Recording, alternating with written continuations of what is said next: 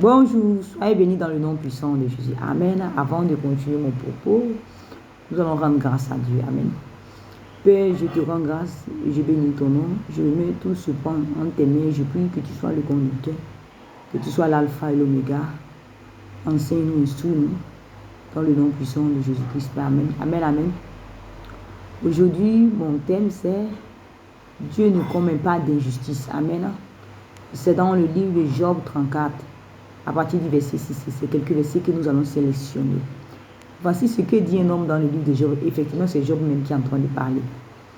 Il dit, malgré mon droit, je passe pour un menteur. Ma blessure est incurable, sans que j'aie péché. Amen. Et il va même loin en disant, il est inutile à l'homme de mettre son plaisir en Dieu. Ça veut dire tellement sa blessure est incurable, tellement le malheur l'atteint, tellement c'est difficile pour lui. Il dit, il est inutile à l'homme de mettre son plaisir dans Dieu. Il est en train de se plaindre de tout ce qui est en train de lui arriver. Et je veux dire à quelqu'un ce matin, comme le dit dans la parole de Dieu, c'est dans le verset 10. Écoutez-moi, homme de bon sens. Loin de Dieu la méchanceté, loin du Tout-Puissant l'injustice. Amen. Dans le verset 14, on dit comme ça. Si Dieu pensait à lui-même, s'il ramenait à lui son souffle, toute chair périrait en un temps et l'homme retournerait dans la poussière. Amen. C'est Dieu qui a créé toutes choses. Et il n'y a égard à l'apparence de personne. Amen. Dieu n'a égard pour personne. Ça veut dire quoi? Il ne fait acception de personne. Il n'y a pas de différence entre le pauvre et le riche parce que toutes sont l'œuvre de ses mains. Il les a tous créés égaux. Amen. La preuve en créant l'a créé, Adam l'a créé. C'est vrai qu'il a dit que l'homme avait autorité sur la femme. Mais je veux dire qu'il n'a pas créé l'autre riche, l'autre plus pauvre que l'autre. Il a s'appelé tous égaux parce que tous ont la même valeur dans sa vie. Amen. Mais quelle est la différence entre tous les hommes? Quelle est la différence entre tous les hommes? Avant de rebondir sur la suite de mon sujet, je vais vous donner... je vais vous parler d'une histoire. Hein. J'ai vu ça sur Facebook et ça m'a ému, mais c'était une histoire que quelqu'un tentait de dire pour enseigner quelqu'un. Dans nos vies de tous les jours, lorsqu'on marche, il y a des gens qui ont des cheveux sur la tête. Il y en a qui ont beaucoup de cheveux, hein, plein de cheveux sur la tête. Il y en a qui n'ont pas de cheveux sur la tête. La différence entre celui qui n'a pas de cheveux sur la tête et celui qui a des cheveux, c'est que celui qui a des cheveux sur la tête a décidé qu'il ne rentrerait pas chez le coiffeur.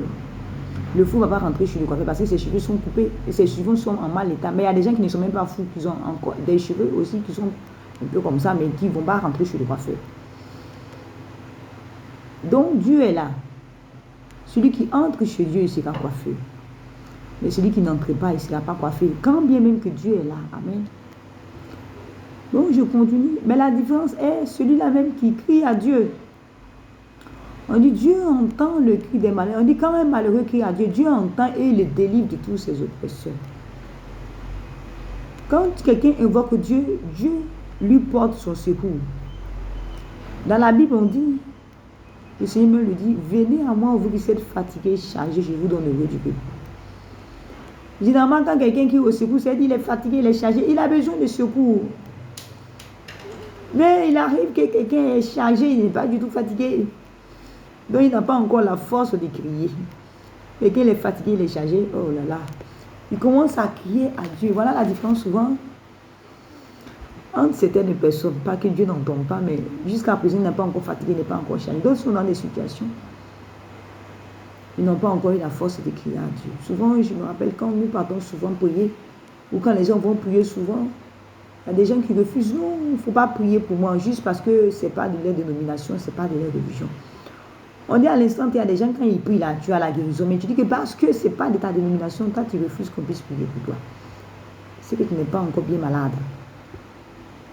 C'est que tu n'es pas encore bien malade. C'est que ta maladie là, ce n'est pas encore arrivé à quelque part. On dit Dieu entend le cri des malheureux quand il crie à lui. Est-ce que tu cries? Est-ce que tu appelles Dieu? Est-ce que tu invoques Dieu? On dit Dieu entend le cri des malheureux. Je n'ai pas dit est-ce que tu pries? Je n'ai pas demandé est-ce que tu pries. On dit Dieu entend le cri des malheureux. Est-ce que tu cries? Est-ce que tu invoques Dieu? C'est de ça que je suis en train de parler. Dans la parole de Dieu, on dit là où 2 ou 3 sont assemblés en son nom, Dieu est au milieu d'eux. Donc il y a un endroit aussi où Dieu entend le cri de ces personnes. Et depuis que je marche, c'est vrai que je ne suis pas devenue vieille. Mais depuis que je marche, depuis en tout cas que Dieu m'a donné la vie, depuis que je marche, je ne parle pas de depuis que je suis chrétienne. Il y a un seul endroit où je sais que les gens ont l'habitude de crier Dieu. Pas qu'ils prient, c'est vrai qu'ils prient, mais qu'ils crient à Dieu, qu'ils invoquent Dieu. C'est dans les églises. C'est chaud. Donc quand ils sont en train de crier, tu as l'impression que les gars là, ça ne va pas trop dans les têtes. Je dis, ils sont tellement fatigués, ils sont tellement chargés, qu'ils n'ont pas l'entendre de temps de dire, de fermer la bouche. Ils sont en train de prier pour que Dieu puisse entendre les soupirs, pour que Dieu puisse entendre que ça ne va pas du tout.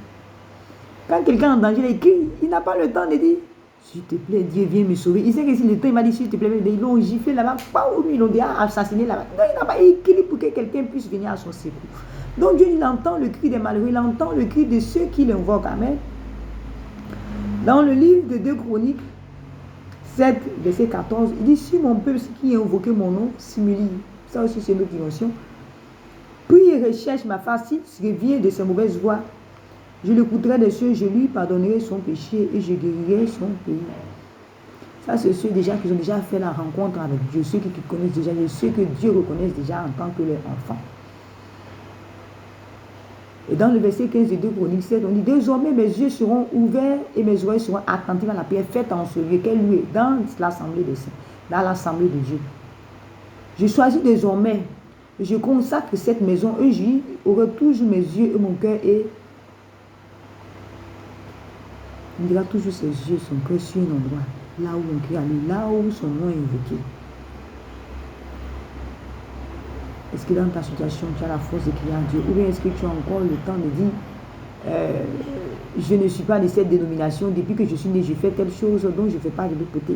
Quand ça chauffe, on ne cherche pas qui vient te en aide. Il y a un jour, mon papa qui a dit, c'est tellement vrai. Une femme qui est en train d'accoucher, c'est là le temps de dire que le gars, elle est lépreux, il ne faut pas me toucher. C'est que ce n'est pas encore chose sûre. Lorsqu'on est dans l'aide, lorsqu'on est dans la détresse, on n'a même pas le temps de savoir si celui qui est à côté de nous, c'est un fou. Est-ce que tu as le temps de réfléchir si celui qui est à côté de toi, c'est un fou? Tu n'as pas le temps. Donc Dieu veut que je passe ce message-là. J'ai dit ce message me vient dans l'esprit de la part ici des de Dieu.